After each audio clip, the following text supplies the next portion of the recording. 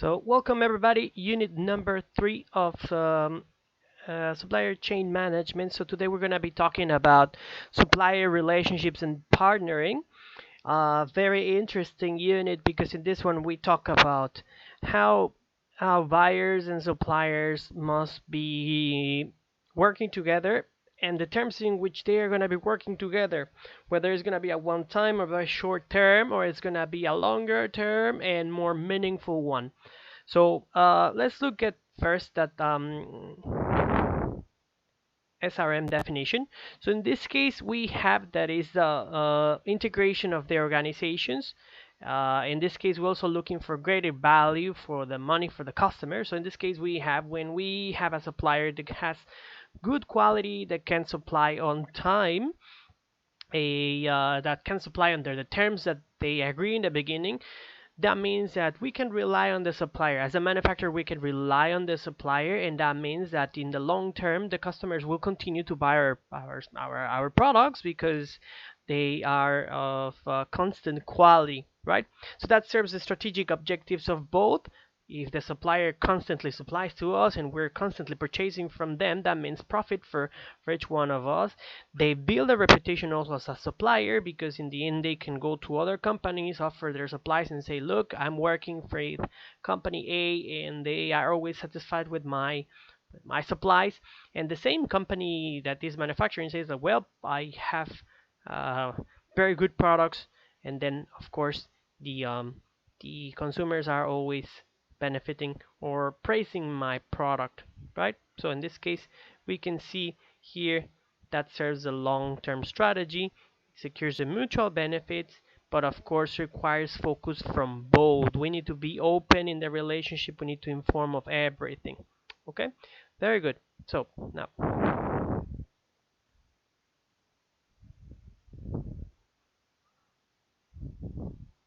let's talk about transactional versus relationship procurement. So in this case, as I mentioned before, we have two types.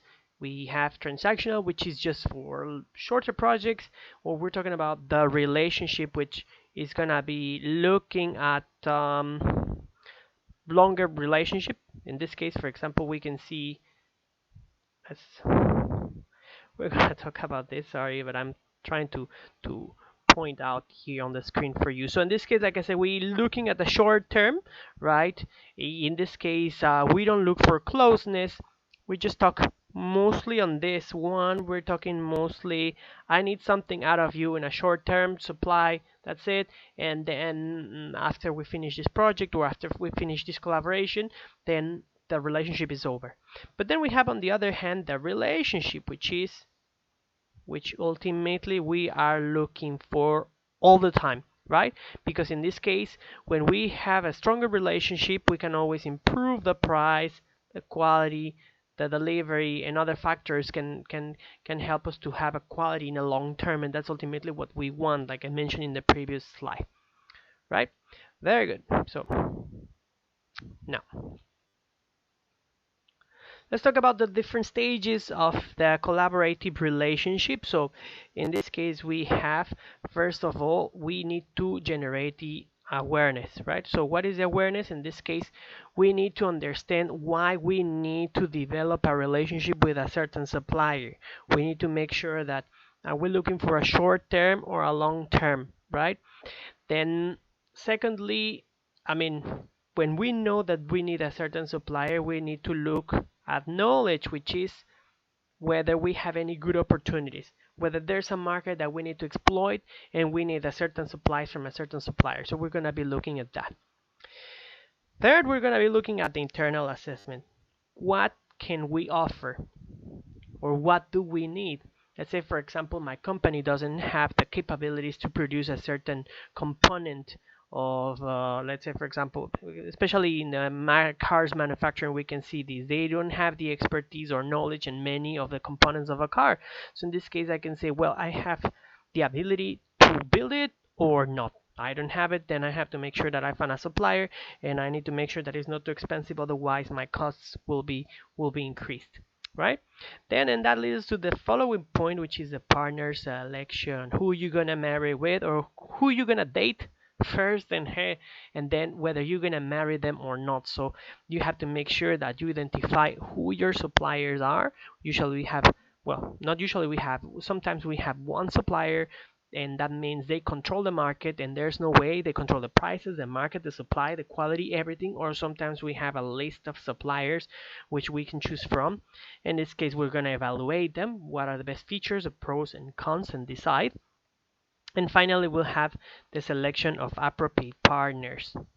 So in this case, like I said, from the list, we choose this suits better because they have a better price, or this suits better because they have a higher quality. It depends on your long-term goals. Okay, very good.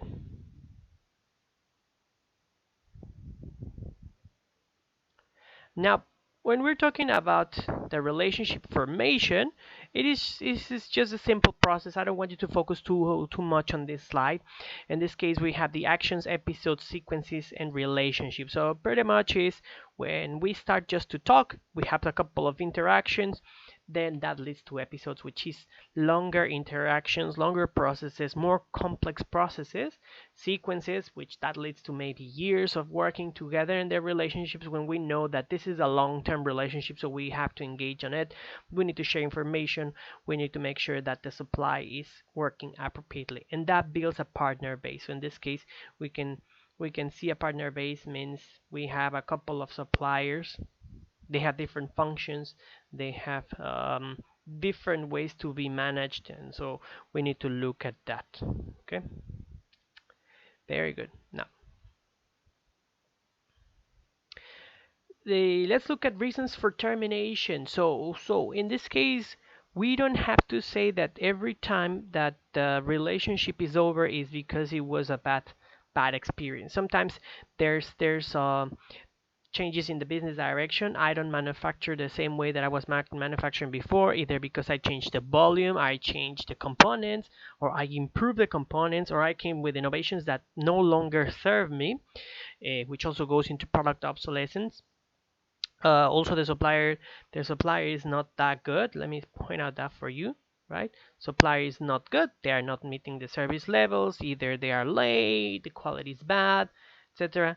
The suppliers don't look at the long term. They're just trying to screw me on the short term. So in this case, that's not good. We look at an economic factors, external and internal. External, the economy perhaps doesn't allow me to be purchasing these kind of products. Internally, I don't have the money for that.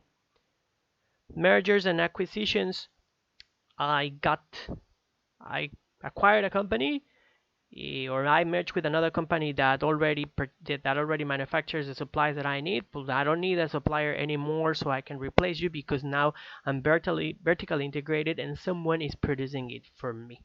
Okay, we have corporate divestiture or restructuration. In this case, the business units change, the structure of the company changes, we start to produce things in a very different way. Perhaps we need suppliers that can supply in a different way. This is, for example, when we have warehousing against just in time. When we have warehousing, we can store all the materials. When we don't have it, and say now we're going to change to just in time, so we need a supplier that can supply as quickly as possible because we're going to be moving the supply chain in a more efficient and a quicker way. So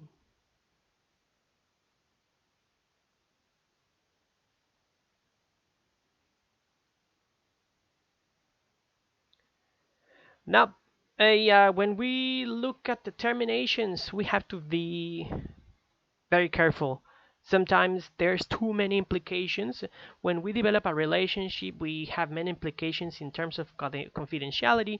We share a lot of contracts, we share a lot of components, we share a lot of knowledge, and that means they know everything. So they can bring that knowledge to another supplier whenever they change, right? So that can cause also intellectual property issues, capital issues. We finish the money, so we need to make very clear who owes money or who has the money and how it's going to be distributed, or if there's any assets, are we going to sell them and how we're going to distribute them. security issues as well in terms of people that has unauthorized access, because before they have authorized access, not anymore. That's a problem. And then of course, once we do the termination, we have to make sure that there's clear records of who did what and what was the final agreement. This happens very often. There's legal problems because there's termination of the relationship, and it says, well, we send you an email saying that these are the terms, but it's not a legal contract, so we need official records of that, right? Very good. And then we have also finally the employee rights, which is we need to look at the employee rights and see how whether they whether this termination of relationship affects any employees. So we have to make sure that employees are not affected by these changes, right? Very good. So now, how can we improve this? How can we improve these relationships? This is a very complex process, actually, right? It's not. I mean, here are some pointers that I will let you know, but in general, this is more complicated than that because, in the end, um, a supplier relationship management entails so many areas of the company. But anyways, when we can do a forecasting of the costs in a more accurate way, that reduces prices fluctuations, right? So we have a supplier that says, well, we already have a couple of mathematical models that says that if this happens, my price is going to increase probably in a 20-30%. Let's say, for example, you have a supplier of bananas in the Philippines and you say because of the weather, this could be these fluctuations, or somehow I can range, my price can range between this price and this price. And that develops a relationship of trust because says, well, these guys are not just increasing the price because they want, it's because they already forecasted what could possibly happen. Also, when we need to develop it, we have cross-organization teams. Means we have a lot of good communication between the supplier and the manufacturer. We have teams interacting. They come to our plant, they see the manufacturing process. We go also to the other side and we see how they can supply better for us. So there is a constant exchange of information, of knowledge that leads to a better relationship, right? That brings the supplier involvement in the product and service development, because when we're having those cross organization teams, we're crossing the people from one side to the other. What happens is that we can ask them for better ways to develop the product. Okay, and that, of course, like I said, I mentioned just now, that's transfer of knowledge, and that creates, of course, synergy. So you start to see that everything is linked, no, everything goes together. Now, um, when we're looking at improving the relationship, we need to use metrics. We need to measure whether the performance levels are adequate.